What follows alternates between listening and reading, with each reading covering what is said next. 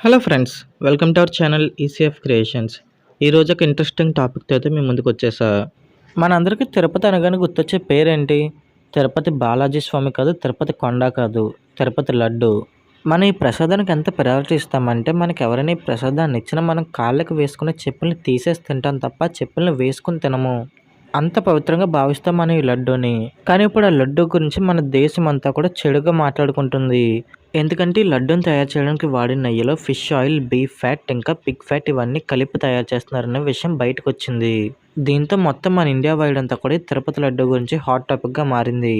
అసలు ఇందులో నిజం ఎంత? నిజంగానే ఈ లడ్డూలో ఫిష్ ఆయిల్ ఇంకా బీఫ్ ఫ్యాట్ కలిపి తయారు చేస్తున్నారా? లేదంటే కావాలనే తప్పుడు ఇన్ఫర్మేషన్ ప్రచారం చేస్తున్నారా? ఇలా ఈ తిరుపతి లడ్డు కాంట్రోవర్సీలో అసలు నిజం ఎంత ఉందని మనం ఈ వీడియోలో పూర్తిగా తెలుసుకుందాం. ఈ లడ్డుని తిరుపతిలో ప్రసాదంగా మొదలుపెట్టి దాదాపు 308 ఏళ్ళు పూర్తవుతుంది. 1715లో ఈ లడ్డుని తిరుపతిలో ప్రసాదంగా ఇవ్వడం మొదలుపెట్టారు.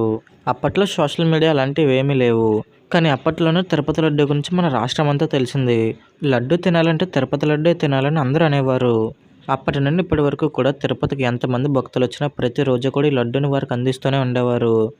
తిరుమల తిరుపతి దేవస్థానం వాళ్ళు ప్రతిరోజు కూడా దాదాపు 3,00,000 లడ్డూలను తయారు చేస్తారు. కానీ ఈ లడ్డూలు 50,000 మంది భక్తులకు మాత్రమే సరిపోతుంది.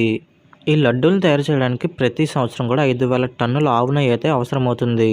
తిరుమల తిరుపతి దేవస్థానం వాళ్ళు ఏం చేస్తారంటే ఈ నెయ్యిని అంతటిని ఒకేసారి కొనకుండా 1,400 నుండి 2,000 టన్నుల వరకు 6 నెలలకు ఒకసారి చొప్పున ఒక టెండర్ వేస్తుంది. ఈ టెండర్స్‌లో ఏ కంపెనీ అయితే తక్కువ రేటుకి బిడ్ చేస్తుందో ఆ కంపెనీస్‌కి తిరుమల తిరుపతి దేవస్థానం వాళ్ళు అయితే నెయ్యి సరఫరా చేయడానికి కాంట్రాక్ట్ ఇస్తారు. తిరుపతిలో లాస్ట్ బిడ్డింగ్ మార్చ్ 2023లో జరిగింది. ఈ టెండర్‌లో ఆల్ఫా ఇంకా ప్రీమియం ఈ 2 కంపెనీలు కూడా నెయ్యిని సప్లై చేయడానికి కాంట్రాక్ట్ కుదుర్చుకున్నాయి. ఈ 2 కంపెనీలు కూడా కేజీ ఆవు నెయ్యిని రూ. 424కే ఇస్తామన్నారు. ఈ 2 కంపెనీలు నెయ్యిని చాలా తక్కువ రేటుకి ఇచ్చినా కూడా తిరుమల తిరుపతి దేవస్థానానికి వాళ్ళు పంపించే నెయ్యి అయితే సరిపోయేది కాదు. అందుకని మూడో కంపెనీని కూడా ఈ కాంట్రాక్ట్‌లోకి తీసుకొచ్చారు.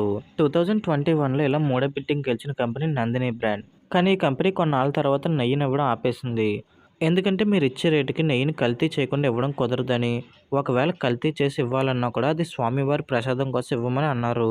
ఈ కంపెనీకి ప్రెసిడెంట్ అయిన భీమా నాయక్ గారు 2023లో ఒక మాట అన్నారు. ఏంటంటే ఏ కంపెనీ అయినా కూడా మేమిచ్చే రేటు కన్నా తక్కువ రేటుకే నెయ్యి ఇస్తుంటే ఆ నెయ్యిలో ఖచ్చితంగా కల్తీ ఉంటుందని అన్నారు. చాలామంది అనుకుంటారు మన ఆంధ్రలో కూడా Visakha Dairy, Vaishnavi Dairy, Tirumala Dairy ఇవన్నీ ఉన్నాయి కదా. కానీ అవన్నీ ఉన్నా కూడా వీళ్ళు పక్క రాష్ట్రం నుంచి ఎందుకు నెయ్యి తెప్పించుకుంటున్నారని. మన ఆంధ్రలో ఉన్న Visakha Dairy, Vaishnavi Dairy, Tirumala Dairy కూడా గత 10 ఏళ్లుగా నెయ్యిని సరఫరా చేసుకుంటూ వచ్చాయి. ఇవే కాదు వీటితో పాటు premium foods, Bareilly, Alpha milk foods, Karnal milk foods, Hathras, KMF, Aavin ఇప్పుడు చెప్పుకున్న ఈ అన్ని కంపెనీల్లో కూడా గత 10 ఏళ్లుగా తిరుమలకి నెయ్యినైతే సప్లై చేస్తున్నాయి. ఈ నెయ్యి సప్లై చేయడంలో కూడా వీళ్ళు ఎక్కడి నుంచి పడితే అక్కడి నుంచి సప్లై తీసుకోరు. గుడికి ఏ ఇండస్ట్రీస్ అయితే 800 కిలోమీటర్ల లోపు ఉన్నాయో ఆ కంపెనీస్ నుంచి మాత్రమే నెయ్యిని తెప్పించుకుంటారు. ఈ నెయ్యిని ఎప్పుడు కొనాలి? ఎవరి దగ్గర కొనాలి? ఇవన్నీ కూడా తిరుమల తిరుపతి దేవస్థానంలో ఉండే మార్కెటింగ్ విభాగం అయితే చూసుకుంటుంది. తిరుమల తిరుపతి దేవస్థానంలో నెయ్యి కల్తీ జరగడం ఇదే మొదటిసారి ఏం కాదు. ఇంతకుముందు కూడా కొన్నిసార్లు జరిగినాయి. అప్పుడు ఆ కంపెనీస్‌ని తిరుమల తిరుపతి దేవస్థానం అయితే బ్లాక్ లిస్ట్‌లో పెట్టేసింది. 2014 నుంచి ఇప్పటి వరకు తిరుమల తిరుపతి దేవస్థానం అయితే 3 కంపెనీలు బ్లాక్ లిస్ట్‌లో పెట్టింది. మనమందరం ప్రతి సంవత్సరం కూడా ఎప్పుడొకప్పుడు చిన్న ముక్కనైనా తిరుపతి ప్రసాదాన్ని టేస్ట్ చేసే ఉంటాం. అలా టేస్ట్ చేసినప్పుడు మీకు అనిపించుంటుంది. ఒక 10 సంవత్సరాల క్రితం మీ తిరుపతి ప్రసాదం టేస్ట్ ఎలా ఉంది? ఇప్పుడు ఎలా ఉందనేది. ఈ లడ్డు టేస్ట్ తగ్గుతుందని చాలామంది భక్తులు, అర్చకులు కంప్లెయింట్ చేసుకుంటూ వచ్చారు. కానీ అప్పుడున్న వైసీపీ గవర్నమెంట్ అయితే ఇదేమీ పట్టించుకోలేదు. కానీ టీడీపీ గవర్నమెంట్ వచ్చాక శ్యామలారావు గారిని తిరుమల తిరుపతి దేవస్థానానికి కొత్త ఈవోగా అపాయింట్ చేశారు. ఈయన ఈవోగా వచ్చాక లడ్డు ప్రసాదం టేస్ట్ ఎందుకు తగ్గిపోయిందని అన్ని డిపార్ట్మెంట్లతో కూడా చర్చించడం మొదలుపెట్టారు. ఈయన కొత్త ఈవోగా వచ్చిన తర్వాత మళ్ళీ నెయ్యి కాంట్రాక్ట్‌ని నందిని బ్రాండ్‌కే ఇచ్చారు.